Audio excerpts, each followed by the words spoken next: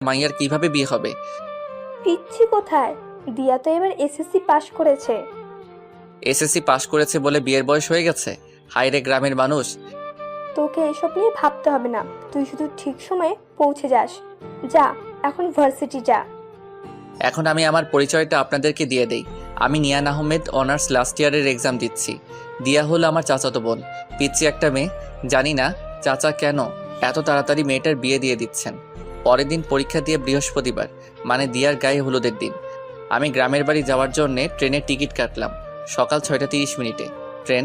তাই আমি ভোর 5টায় ঘুম থেকে উঠে রেডি হয়ে স্টেশনে পৌঁছালাম। এতদিন পরীক্ষা দিয়ে ইট পাথরের দুনিয়া থেকে বের হয়ে গ্রামের সবুজ পরিবেশে যাচ্ছি। অনেক খুশি খুশি লাগছে। আর অনেক দিন পর গ্রামের বাড়িতে একটা বিয়ে খেতে যাচ্ছি। গ্রামের বিয়ের মজাই আলাদা, যা শহরের বিয়েতে পাওয়া যায় না। সকাল 7টা, ট্রেন চলছে তার দুরন্ত গতিতে। আমার কান